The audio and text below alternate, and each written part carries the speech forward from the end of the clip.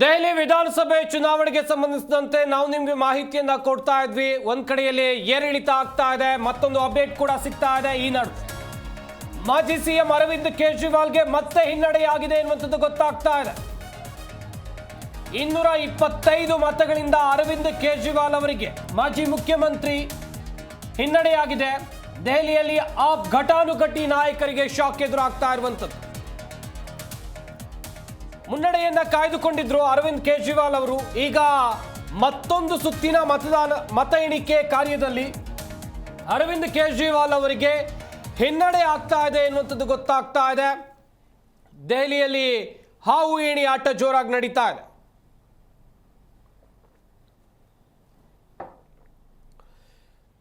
ನಿರೀಕ್ಷೆಗಳು ಸಾಕಷ್ಟಿವೆ. ಆಮ್ ಆದ್ಮಿ ಪಕ್ಷ ಈ ಬಾರಿ ಗೆಲ್ಲುತ್ತೆ ಅಂತೇಳಿ ಅವರ ಪಕ್ಷದವರು ಒಂದಷ್ಟು ನಿರೀಕ್ಷೆಗಳನ್ನು ಇಟ್ಕೊಂಡಿದ್ದಾರೆ. ಕಳೆದ ಬಾರಿಗಿಂತ ಕಮ್ಮಿ ಸೀಟು ಬರಬಹುದು, ಆದರೂ ಕೂಡ ನಾವು ಗೆಲ್ತೀವಿ ಎನ್ನುವಂಥ ಲೆಕ್ಕಾಚಾರ ಅವರಲ್ಲಿದೆ. ಇವರ ಗೆಲುವಿನ ಓಟಕ್ಕೆ ಬ್ರೇಕ್ ಹಾಕುವಂಥ ನಿಟ್ಟಿನಲ್ಲಿ ಬಿಜೆಪಿಯವರು ಎಲ್ಲ ತಯಾರಿಯನ್ನ ಮಾಡಿಕೊಂಡೇ ಚುನಾವಣಾ ಕಣಕ್ಕಿಳಿದಿದ್ರು. ಆರಂಭಿಕ ಮುನ್ನಡೆಯನ್ನ ಕಾಯ್ದುಕೊಂಡಿದ್ರು. ಇದುವರೆಗೂ ಕೂಡ ಮುನ್ನಡೆ ಅವರ ಕಡೆನೇ ಇದೆ. ಆಮ್ ಆದ್ಮಿ ಪಕ್ಷ 29 ಕ್ಷೇತ್ರದಲ್ಲಿ ಮುನ್ನಡೆಯನ್ನ ಕಾಯ್ದುಕೊಂಡಿದೆ. ಆಮ್ ಆದ್ಮಿ ಪಕ್ಷದ ವಕ್ತಾರರನ್ನ ಮಾತನಾಡಿಸ್ತಾ ಹೋಗೋಣ. ನವಲಿ ಸರ್, ಗಮನಿಸ್ತಾ ಇರಬಹುದು ನೀವು ಕೂಡ, ಈಗಾಗಲೇ ಆರಂಭಿಕ ಹಿನ್ನಡೆ ನಿಮ್ಮ ಪಕ್ಷಕ್ಕೆ ಬಂದಿತ್ತು, ಮಧ್ಯಂತರದಲ್ಲಿ ಮತ್ತೆ ಮುನ್ನಡೆ, ಈಗ ಘಟಾನುಘಟಿ ನಾಯಕರು ಹಿನ್ನಡೆಯನ್ನ ಕಾಣ್ತಾ ಇದ್ದಾರೆ. ಏನಾಗಬಹುದು ಸರ್ ಮುಂದಿನ ಹಂತದಲ್ಲಿ ಅಂತೇಳಿ? ಕೇವಲ 4 ಸುತ್ತು ಮತಗಣ ಎತ್ತಣಿಕೆ ಆಗಿದೆ. ನಿಮ್ಮ ಸ್ವಲ್ಪ ಟಿವಿಯಲ್ಲಿ ಅದು ಒಂದು ಸ್ವಲ್ಪ ಹಾಕಿ ಎಷ್ಟು ಸುತ್ತು ಅಂತೇಳಿ ಸುಮಾರು ಇನ್ನು 12 ಸುತ್ತು ಬಾಕಿ ಇದೆ. ಇದೇ ಪ್ರಾರಂಭ ಅಂತ ಇದು ಇನ್ನು ಯಾಕಂದ್ರೆ ವೆರಿ ಕಾನ್ಫಿಡೆನ್ಸ್. ಮೆಸೇಜ್ ಬಂದಿದೆ ಏನಾದ್ರು ನ್ಯೂಸ್ ನೋಡ್ತಾ ಇದ್ರೆ ತುಂಬಾ ಸ್ಲೋ ಆಗಿ ನಡೀತಾ ಇದೆ ಕೌಂಟಿಂಗ್ ಅಂತ ಒಂದು ವಿಷಯ. ಎರಡನೇ ವಿಷಯ, ಸುಮಾರು 8 ಕ್ಷೇತ್ರಗಳಲ್ಲಿ ಕೇವಲ 500 ಮಾರ್ಜಿನ್, 500ಗಿಂತ ಕಡಿಮೆ ಮಾರ್ಜಿನ್ ಅಲ್ಲಿ ಬಿಜೆಪಿಗರು ಮುಂದಿದ್ದಾರೆ. ಇವೆಲ್ಲ ಏನೇನು ಚೇಂಜ್ ಆಗುತ್ತೆ ಅದು ಓಕೆ, ಬೇರೆ ವಿಷಯ ಇರಲಿ. ನೀವು ಹೇಳ್ತಾ ಇದ್ರಿ ಅರವಿಂದ್ ಕೇಜ್ರಿವಾಲ್ ಅವರು ಕನಸು ಭಗ್ನವಾಗುತ್ತಾ ಅಂತ ಹಾಕಿ ದಯವಿಟ್ಟು, ಯಾಕಂದ್ರೆ ನಮ್ಗೆ ಹಾರ್ಟ್ ಅಟ್ಯಾಕ್ ಆಗ್ಬಿಡುತ್ತೆ. ಯಾಕಂದ್ರೆ ಅಭಿಮಾನಿಗಳು ನಾವು, ಯಾಕಂದ್ರೆ ಅದಕ್ಕೆ ಜೀವ ಕೊಟ್ಟಿರೋರು ನಾವು ಪಕ್ಷಕ್ಕೆ. ಯಾಕಂದ್ರೆ ಸಾಧ್ಯ ಇಲ್ಲ ಸರ್, ನಾವು ತುಂಬಾ ಒಳ್ಳೆ ಕೆಲಸ ಮಾಡಿದೀವಿ, ಅದೊಂದು ವಿಷಯ ಇರಲಿ. ಗ್ಯಾರಂಟಿಗಳು ನಮ್ಮ ಕೈ ಹಿಡ್ತವೆ ಒಂದು ವಿಷಯ ಇರಲಿ. ಒಂದು ಇಂಪಾರ್ಟೆಂಟ್ ವಿಷಯ ಹೇಳ್ತಾ ಇದ್ದೀನಿ ಸರ್, ದಯವಿಟ್ಟು ಎಲ್ಲರೂ ಅರ್ಥ ಮಾಡ್ಕೊಳ್ಳಿ. ಇದು ಒಂದು ನಿಮಿಷ ಮತ್ತೊಂದು ಅಪ್ಡೇಟ್ ಸಿಗ್ತಾ ಇದೆ. ಭಾರಿ ಕುತೂಹಲ ಮೂಡಿಸಿದ 16 ಕ್ಷೇತ್ರಗಳು. ಈ 16 ಕ್ಷೇತ್ರದಲ್ಲಿ ಏನಾಗಬಹುದು? ಬಿಜೆಪಿ ಆಪ್ ನಡುವೆ ನೇರ ಫೈಟ್ ಕಂಡು ಬರ್ತಾ ಇದೆ. 40 ಕ್ಷೇತ್ರಗಳಲ್ಲಿ ಬಿಜೆಪಿ ಅಭ್ಯರ್ಥಿಗಳು ಮುನ್ನಡೆಯನ್ನ ಕಾಯ್ದುಕೊಂಡಿದ್ದಾರೆ. 30 ಕ್ಷೇತ್ರದಲ್ಲಿ ಆಪ್ ಅಭ್ಯರ್ಥಿಗಳು ಸದ್ಯಕ್ಕೆ ಮುನ್ನಡೆಯನ್ನ ಕಾಯ್ದುಕೊಂಡಿರು.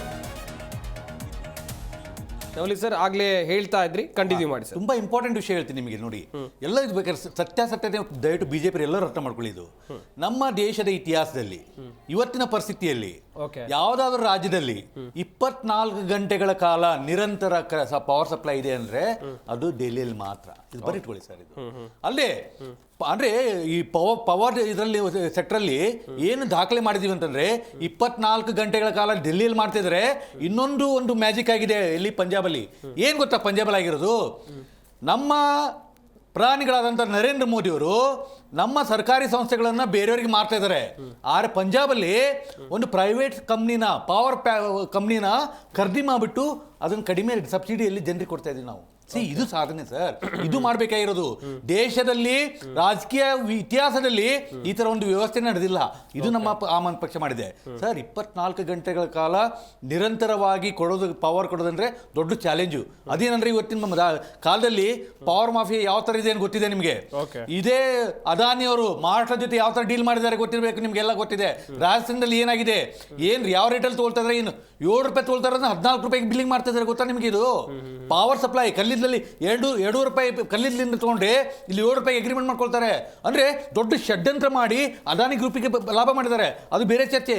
ಆದರೆ ನಾವು ಯಾವುದೇ ಏನು ಇರುವಂಥ ಸಂಪನ್ಮೂಲಗಳಲ್ಲೇನೆ 24 ಗಂಟೆಗಳ ಕಾಲ ಡೆಲ್ಲಿಗೆ ಕರೆಂಟ್ ಕೊಟ್ಟಿದ್ದೀವಿ ಅಂದ್ರೆ ಜನರಿಗೆ ಗೊತ್ತಿರೋಲ್ಲ ಇದು ವಿಷಯನ.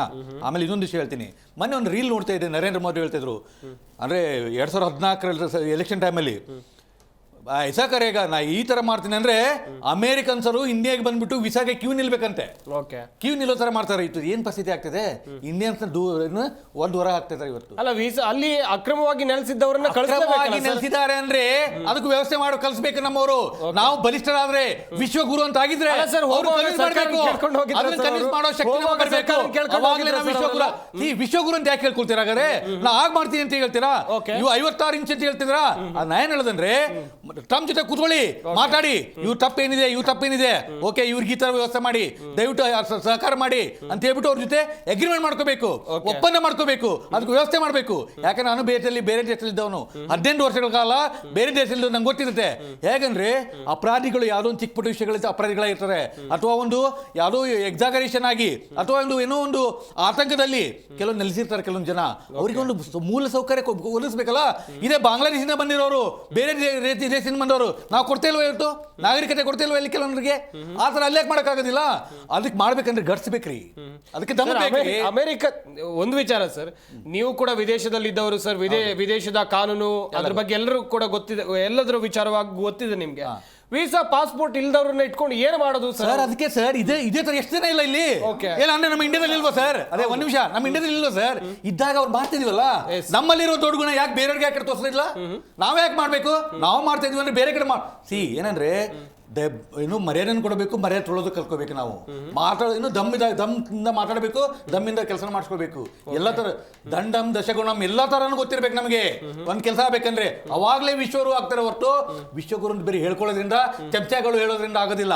ಇನ್ನೊಂದು ವಿಷಯ ಹೇಳ್ತೀನಿ ಸರ್, ಚೈನಾದವರು ಈ 4000 ಚದುರ ಕಿಲೋಮೀಟರ್ನ ನಮ್ಮ ದೇಶದ ಭೂಮಿ ಭಾಗನ ಇದು ಮಾಡಿದ್ದಾರೆ. ಇದುವರೆಗೆ ಏನಾದ್ರು ಮಾತಾಡ್ತಿದೀವಿ ನಾವು ಅದ್ರ ಬಗ್ಗೆ? ಎಷ್ಟು ಅವಮಾನ ಆಗಿದೆ ಗೊತ್ತಾ? ಈ ವಿಶ್ವಗುರು ಅಂತ ಲೇಬಲ್ ಹಾಕೊಂಡಿದಾರಲ್ಲ, ಸನ್ಮಾನ್ಯ ನರೇಂದ್ರ ಮೋದಿ ಅವರೇ, ದಯವಿಟ್ಟು ಇದ್ರ ಬಗ್ಗೆ ಚರ್ಚೆ ಮಾಡಿ. ಒಬ್ಬನೇ ಸರ್ ಸ್ಟೇಟ್ಮೆಂಟ್ ಕೊಟ್ಟಿದ್ದಾರ, ಅದ್ರ ಬಗ್ಗೆ ಮಾತಾಡ್ತಾ ಇಲ್ಲ. ಇವತ್ತು ದೇಶದ ಸಾಲ ನಮ್ಮ ದರ್ಶನ್ ಅವರು ಹೇಳ್ತಾ ಇದ್ರು 180 ಲಕ್ಷ ಕೋಟಿ ಅಂತ. ಇಲ್ಲ ಸರ್, 2,20,000 ಕೋಟಿ ಬಿಫೋರ್ ಬಜೆಟ್ ಇರೋದು ಸಾಲ 720 ಲಕ್ಷ ಕೋಟಿ. ಅದರಲ್ಲಿ 22 ಲಕ್ಷ ಕೋಟಿ ಬೇರೆ NPA ಮಾಡಿದ್ದಾರೆ. ಏನು NPA ಮಾಡಿ ಬೀಸಾಕಿದ್ದಾರೆ. ಅಲ್ಲದೆ ಸರ್ ಒಂದು ವಿಷಯ ಹೇಳ್ತೀನಿ ನಿಮಗೆ, ಇದು ಬಜೆಟ್ ಬಗ್ಗೆ ಮಾತಾಡುವಾಗ ಒಂದು ವಿಷಯ ಹೇಳಲೇಬೇಕು. ಇಲ್ಲಿ ಒಬ್ಬರಿಗೆ ನಿಮ್ಗೆ 50,000 ಕೊಡ್ತೀನಿ ಅನ್ಕೊಳ್ಳಿ ಸರ್. ಇವಾಗ ಆ 50,000 ರೂಪಾಯಿನ ನಾನು ಏನು ಮಾಡ್ತೀನಿ ಗೊತ್ತಾ? 50 ಜನರಿಗೆ ಹಂಚ್ತೀನಿ. ಏನು ಮಾಡ್ತಾನೆ ಹೇಳಿ? ಬಡವರು ಇದ್ದಾರೆ ಅನ್ಕೊಳ್ಳಿ, 50 ಜನರಿಗೆ ಕೊಟ್ಟಿದ್ದೆ. ಆ 50,000 ಜನ ಕೂಡ 1,000 ರೂಪಾಯಿನ ಮಾರ್ಕೆಟ್ ಹೋಗಿ ಬೆಳೆ ತೊಳ್ತಾರೋ, ಎಣ್ಣೆ ತೊಳ್ತಾರೋ, ಅಕ್ಕಿ ಬೆಳೆ ತೊಳ್ತಾರೋ, ಏನೋ ತೊಳ್ತಾರೆ, ಒಟ್ಟಿನಲ್ಲಿ ಮಾರ್ಕೆಟ್ 50,000 ರೂಪಾಯಿ ಆಗ್ತಾರೆ. ಆದರೆ ಹೋಗ್ಬಿಟ್ಟು ಬೇರೆ ದರ್ಶನ್ಗೆ 50,000 ಕೊಡಿ ಏನು ಮಾಡ್ತಾರೆ ಅವರು? 1,000 2,000 ಖರ್ಚು ಮಾಡ್ತಾರೆ, ಉಳ್ಕಿದ್ದೆಲ್ಲ ಬ್ಯಾಂಕಲ್ಲಿ ಇಟ್ಕೊಳ್ತಾರೆ. ಈಗ 50,000 ಮಾರ್ಕೆಟಲ್ಲಿ ಓಡಾಡೋದು ಮುಖ್ಯನೋ, 1,000 ಅಥವಾ 2,000 ಮಾರ್ಕೆಟಲ್ಲಿ ಓಡಾಡೋದು ಮುಖ್ಯನೋ? ಅದರಿಂದ GDP ಇಂಪ್ರೂವ್ ಆಗುತ್ತೆ, ಆ ಮಾರ್ಕೆಟ್ ಡೆವಲಪ್ ಆಗುತ್ತೆ, ನಮ್ಮ ಎಕನಾಮಿ ಇಂಪ್ರೂವ್ ಆಗುತ್ತೆ.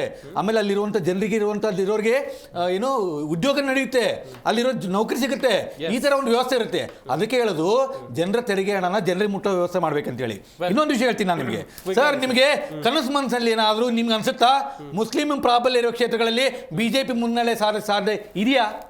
ನಿಮ್ಮ ರಾಜಕೀಯ ಇತಿಹಾಸದಲ್ಲಿ ಇದೆಯಾ? ಇಲ್ಲ ಇಲ್ಲಿ ಆಗ್ತಿದೆ ಅಂದ್ರೆ ಸರ್, ಇಲ್ಲಿ ಆಗ್ತಿದೆ ಅಂದ್ರೆ ಸರ್, ಅದೇ ಇಲ್ಲಿ ಆಗ್ತಿದೆ ಅಂದ್ರೆ ಏನಿದೆ ಅರ್ಥ ಮಾಡ್ಕೋಬೇಕಾಗಿದೆ. ಇದರಿಂದ ಇರುವಂತ ಮರ್ಮ ಅರ್ಥ ಮಾಡ್ಕೋಬೇಕು. ದಂಗಲ್ ಸಾಕಷ್ಟು ವಿಚಾರಗಳ ಕುರಿತು ಆಗ್ಲಿಂದ ನಾವು ಚರ್ಚೆನ ಮಾಡ್ತಾ ಇದ್ವಿ. ದೆಹಲಿ ವಿಧಾನಸಭೆ ಚುನಾವಣಾ ಫಲಿತಾಂಶದಲ್ಲಿ ಏನೆಲ್ಲ ಆಗ್ತಾ ಇದೆ, ಏರಿಳಿತಗಳನ್ನ ಕಾಣ್ತಾ ಇದ್ವಿ. ಆಗ್ಲೂ ಕೂಡ ಆಪ್ ವಕ್ತಾರರಿಂದ ಮಾಹಿತಿಯನ್ನು ಪಡ್ಕೊಳ್ತಾ ಇದ್ವಿ. ಮುಂದಿನ ಹಂತದಲ್ಲಿ ಬಿಜೆಪಿ ವಕ್ತಾರರಿಂದ ಮಾಹಿತಿಯನ್ನು ಪಡ್ಕೊಳ್ತಾ ಹೋಗೋಣ. ಎಸ್ ಸರ್, ಕ್ವಿಕ್ ಆಗಿ ಹೇಳ್ತಾ ಹೋಗೋದಾದ್ರೆ ಸರ್, ಜಾತಿಗಳ ಬಗ್ಗೆ ಚರ್ಚೆ ಮಾಡ್ತಾ ಇದ್ದೀವಿ. ಇವತ್ತು ನಾವೆಲ್ಲ ಜನರ ಅರ್ಥ ಮಾಡ್ಕೋಬೇಕು. ಇವತ್ತು ತುಂಬಾ ಜನ ಕೂತ್ಕೊಂಡು ನೋಡ್ತಾ ಇರ್ತಾರೆ, ನಿಮ್ಮ ಟಿವಿ ನೋಡ್ತಾ ಇರ್ತಾರೆ. ದಯವಿಟ್ಟು ಜಾತಿ ಬಿಟ್ಬಿಡಿಯಲ್ಲ, ಜಾತಿಯಿಂದ ಏನು ನಡೆಯೋದಿಲ್ಲ. ದಯವಿಟ್ಟು ಡೆವಲಪ್ಮೆಂಟ್ ವಿಚಾರ ಮಾಡಿ. ನಾವು ಆಮ್ ಆದ್ಮಿ ಪಕ್ಷ ಮಾಡಿರೋ ಸಾಧನೆಗಳಲ್ಲಿ ಯಾವುದಾದ್ರೂ ಜಾತಿ ಆಧಾರಿತ ಅನ್ನೋ ಕೆಲಸ ಇದ್ರೆ ಹೇಳಿ ನನಗೆ. ಶಿಕ್ಷಣ ತೊಳಿ, ಜಾತಿ ಆಧಾರಿತ ಇಲ್ಲ. ನೀವು ಆರೋಗ್ಯ ತೊಳಿ, ಜಾತಿ ಇಲ್ಲ. ಫ್ರೀ ಬಸ್ ಕೊಟ್ವಿ, ಜಾತಿ ಅದ್ರ ಬಗ್ಗೆ ಜಾತಿ ಅವಲಂಬನೆ ಇಲ್ಲ.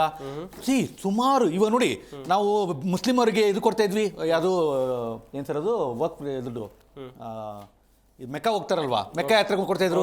ಅದೇ ತರ ಹಿಂದೂಗಳಿಗೆ ಏನ್ ಮಾಡಿದ್ವಿ, ಹಜ್ ಯಾತ್ರೆ ಮಾಡ್ತಾ ಇದಾರೆ.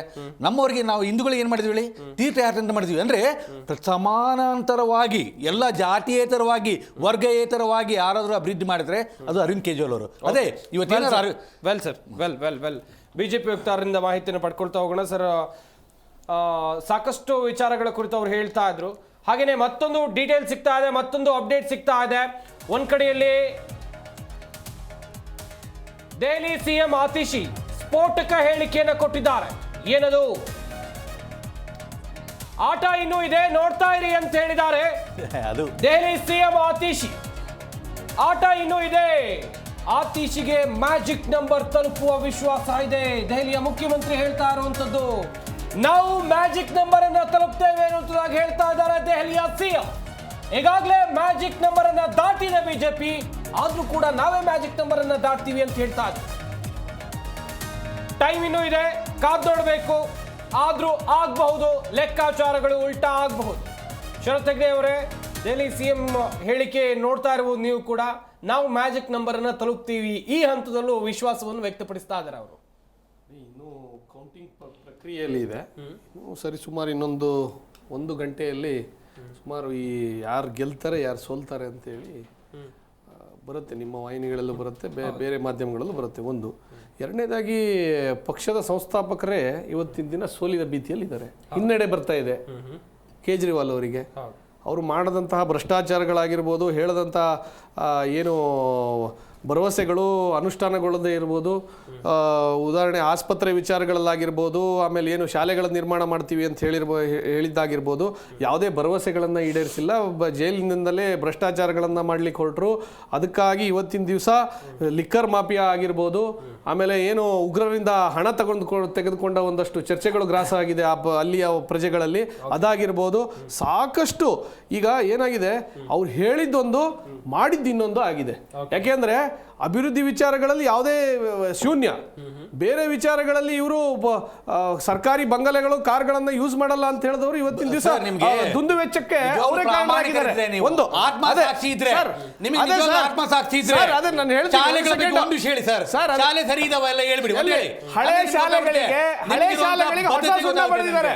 ನಿಮ್ಮಲ್ಲಿರುವಂತಹ ಹೇಳಿ ಅದ್ರ ಬಗ್ಗೆ ಹೇಳಿ. ಹೊಸ ಮದ್ಯ ಅಷ್ಟೇ ಬಿಟ್ರೆ ಬೇರೆ ಏನು ಅಲ್ಲಿ ಅಭಿವೃದ್ಧಿ ವಿಚಾರ ಆಗಲಿ ಯಾವುದೇ ಆಗ್ಲಿಲ್ಲ. ಆಯ್ತಾ? ಒಂದು ಆಮೇಲೆ ಮೆಟ್ರೋ ನಿಲ್ದಾಣಗಳಲ್ಲಿ ಲಿಕ್ಕರ್ ಅಂಗಡಿಗಳನ್ನ ಸ್ಟಾರ್ಟ್ ಮಾಡ್ಲಿಕ್ಕೆ ಕೊಟ್ರು ಇವರು. ಆಯ್ತಾ?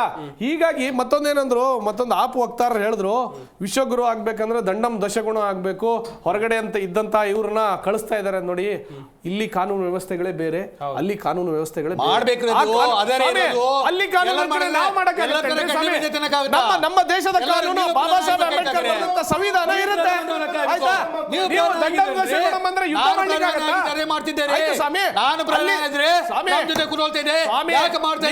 ಅಧಿಕಾರ ಕೊಟ್ಟಾಗ ಮಾಡ್ಲಿಕ್ಕೆ ಆಗಿಲ್ಲ. ಏನು ನಿಮ್ಮಲ್ಲಿ ದಮ್ಮಿದ್ರೆ ಇವತ್ತಿನ ದಿವಸ ಅಧಿಕಾರ ಬರ್ತಿದ್ರಿ, ಯಾಕೆ ಕೊಟ್ಟಿಲ್ಲ? ನಿಮ್ಗೆ ದಮ್ಮು ಮತ್ತೆ ಇದಿದ್ರೆ ಇವತ್ತಿನ ದಿವಸ ಕೇಜ್ರಿವಾಲ್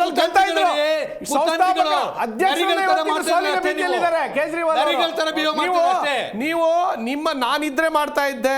ಇದೆಲ್ಲ ಕಪೋಲ ಕಲ್ಪಿತ ಬೇಡ. ಇಲ್ಲಿ ಏನು ಅಂತ ಹೇಳಿದ್ರೆ ಅದರದೇ ಆದ ಕಾನೂನು ಚೌಕಟ್ಟುಗಳಿರುತ್ತೆ. ಅಲ್ಲಿ ವ್ಯವಸ್ಥೆ, ಅಲ್ಲಿ ಹೊರದೇಶದ ಕಾನೂನು ವ್ಯವಸ್ಥೆಗಳು ಬೇರೆ, ನಮ್ಮ ದೇಶದ ಕಾನೂನು ವ್ಯವಸ್ಥೆ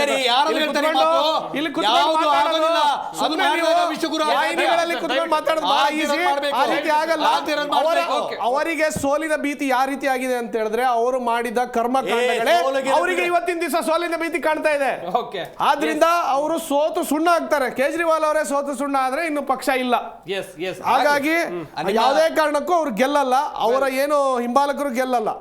ಇದು ಮಾತ್ರ 100ಕ್ಕೆ 100 ಸತ್ಯ. ದರ್ಶನ್ ಅವರೇ, ಏನ್ ಹೇಳ್ತೀರಾ? ಈಗ ಆಗ್ತಾ ಇರುವಂತ ಬೆಳವಣಿಗೆಗಳು, ಟ್ರೆಂಡಿಂಗ್ ನೋಡ್ತಾ ಇದ್ರೆ? ನೋಡೋಣ, ಸಮಯ ಇನ್ನ ಇದೆ ಸರ್, ಇನ್ನ ಕೌಂಟಿಂಗ್ ಆಗ್ತದೆ. ಒಂದು ಮ್ಯಾಜಿಕ್ ರಿಸಲ್ಟ್ ಬರೋ ಅಂತ ವಿಶ್ವಾಸ ಇದೆ ಸರ್. ಈಗ ಈ ಅವರು ಆಮ್ ಆದ್ಮಿ ಅವ್ರು ಕೇಳ್ಕೊಳ್ಳೋದು ತಪ್ಪಿಲ್ಲ, ಅಮೆರಿಕಕ್ಕೊಂದು ಪಾಠ ಕಲಿಸ್ಬೇಕು ಅಂತ. ನರೇಂದ್ರ ಮೋದಿ ಅವ್ರು ಅಮೆರಿಕಕ್ಕೆ ಪಾಠ ಕಲಿಸೋದು ಹೋಗ್ಲಿ, ಕರ್ನಾಟಕ ಬಿಜೆಪಿ ಅವ್ರಿಗೆ ಪಾಠ ಕಲ್ಸಕ್ಕಾಗ್ತಿರಲ್ಲ, ಹಾದಿ ಬೀದಿ ಗಲಾಟೆ ಮಾಡ್ಕೊಂಡು ಸುತ್ತವ್ರೆ. ಇವರಿಂದ ನಿರೀಕ್ಷೆ ಮಾಡೋದಕ್ಕೆ ಸಾಧ್ಯ ಇಲ್ಲ ಸರ್. ಇನ್ನೊಂದು, ಬಿಜೆಪಿ ಅವರು ಮಾತಿತ್ತಿರೆ ಭ್ರಷ್ಟಾಚಾರ ಅಂತ ಹೇಳ್ತಾರೆ ಸರ್. ನಾನು ಅವಾಗಲೇ ಉಲ್ಲೇಖ ಮಾಡಿದೆ, ನಮ್ಮದು ಪಾರ್ಲಿಮೆಂಟ್ರಿ ಕಮಿಟಿಲೇ ನಮ್ಮದು PM ಕೇರ್ದು ತನಿಖೆ ಮಾಡೋದಕ್ಕೆ ಬಿಟ್ಟಿಲ್ಲ, RTI ಅದರ ಲೆಕ್ಕ ಕೊಡೋದಕ್ಕೆ ರೆಡಿ ಇಲ್ಲ ಅಂತೇಳಿ. ರಾಮ ಮಂದಿರ ಅನ್ನೋ ಹೆಸರಲ್ಲೇ ದೊಡ್ಡ ಭ್ರಷ್ಟಾಚಾರ ಮಾಡಿರ್ತಕ್ಕಂಥದ್ದು, 40,000 ಕೋಟಿ ಲೂಟಿ ಹೊಡೆದು ಬಿಜೆಪಿಯ ಕಚೇರಿ ಕಟ್ಟಿದ್ರು 4,000 ಕೋಟಿ ರೂಪಾಯಿನಲ್ಲಿ. ರಫೇಲ್ನಲ್ಲಿ ಆಗಿರ್ತಕ್ಕಂಥ ಭ್ರಷ್ಟಾಚಾರ, ಎಲೆಕ್ಟ್ರೋ ಬಂಡಲ್ ಆಗಿರ್ತಕ್ಕಂಥ ಭ್ರಷ್ಟಾಚಾರ, ಜೊತೆಗೆ ಸರ್ ಇವತ್ತು ಮಾನ್ಯ ನರೇಂದ್ರ ಮೋದಿ ಅವರ ಮೇಲೆ ಅವರಿಗೆ ಸುತ್ತಕೊಂಡಿರೋಂಥ ಒಂದು ಹಗರಣ ಯಾವುದು ಅಂದ್ರೆ ಗೋಧ್ರಾ ಹಗರಣ, ಹತ್ಯಾಕಾಂಡ ಇದೆಯಲ್ಲ. ಇವತ್ತು ದೇಶದ ಗೃಹ ಸಚಿವರು ನಕಲಿ ಎನ್ಕೌಂಟರ್ ಏನು ಕೇಸ್ನಲ್ಲಿದ್ದವರು ಗಡಿಪಾರಾದಂತವರು ಇವತ್ತು ದೇಶದ ಗೃಹ ಸಚಿವರಾಗಿದ್ದಾರೆ. ಇವತ್ತು ದೇಶದ 28 ಸಚಿವರ ಮೇಲೆ ಕ್ರಿಮಿನಲ್ ಭ್ರಷ್ಟಾಚಾರದ ಕೇಸ್ ಆರೋಪ ಮುಕ್ತರಾದ್ಮೇಲೆ ಅಧಿಕಾರಕ್ಕೆ ಬರಲೇಬಾರ್ದು ಸರ್. ಸರ್ ನೋಡಿ ಆರೋಪ ಎಲ್ರ ಮೇಲೆ ಯಾವ್ಯಾವ ತರ ಆರೋಪ ಮುಕ್ತ ಮಾಡ್ಕೊಂಡ್ರು ಏನೇನ್ ಆಗಿದೆ ಈ ದೇಶದ ರಾಜಕೀಯ ಇತಿಹಾಸದಲ್ಲಿ ಯಾವುದನ್ನು ತಳ್ಳಾಕ್ಲಿಕ್ಕೆ ಸಾಧ್ಯ ಇಲ್ಲ.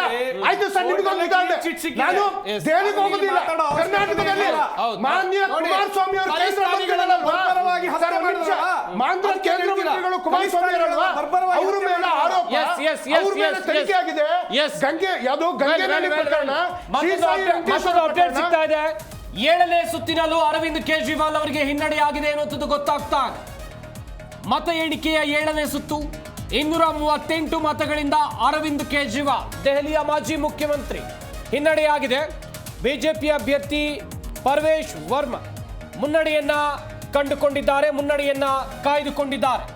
5ನೇ ಸುತ್ತಿನಲ್ಲೂ ಸಿಎಂ ಆತಿಶಿ ಹಿನ್ನಡೆಯಾಗಿದೆ. ಆದರೂ ವಿಶ್ವಾಸದ ಮಾತುಗಳನ್ನ ಆತಿಶಿ ಆಡ್ತಾ ಇದ್ದಾರೆ ದೆಹಲಿಯ ಮುಖ್ಯಮಂತ್ರಿ. 7ನೇ ಸುತ್ತಿನಲ್ಲಿ ಅರವಿಂದ್ ಕೇಜ್ರಿವಾಲ್ಗೆ ಹಿನ್ನಡೆ, ಇತ್ತ ದೆಹಲಿ ಮುಖ್ಯಮಂತ್ರಿ ಆತಿಶಿಗೂ ಕೂಡ ಹಿನ್ನಡೆ ಎನ್ನುವಂಥದ್ದು ಗೊತ್ತಾಗ್ತಾ ಇದೆ. ದೆಹಲಿಯಲ್ಲಿ ಬಿಜೆಪಿ ಕಾರ್ಯಕರ್ತರ ಸಂಭ್ರಮ ಮುಗಿಲು ಮುಟ್ಟಿದೆ. ಎಸ್ ದರ್ಶನ್ ಅವರೇ ಆಗ್ಲೇ ಹೇಳ್ತಾ ಇದ್ರಿ, ಕಂಟಿನ್ಯೂ ಮಾಡಿ. ನೋಡಿ, ಇವಾಗ ಉದಾಹರಣೆ ಕುಮಾರಸ್ವಾಮಿ ಕೊಟ್ಟೆ ಸರ್ ನಾನು. ಶ್ರೀ ಸಾಯಿ ವೆಂಕಟೇಶ್ವರ ಮಿನರಲ್ಸ್ 218 ಪುಟದ ವರದಿ ಲೋಕಾಯುಕ್ತ ಸಲ್ಲಿಕೆ ಮಾಡಿ ರಾಜ್ಯಪಾಲದ ಅಂಗಳದಲ್ಲಿದೆ. ಕುಮಾರಸ್ವಾಮಿ ಒಬ್ರು ಭ್ರಷ್ಟಾಚಾರಿ ಅನ್ನೋದಕ್ಕೆ ಎಲ್ಲಾ ಸಾಕ್ಷಿಗಳನ್ನು ಕೊಟ್ಟಾಗಿದೆ.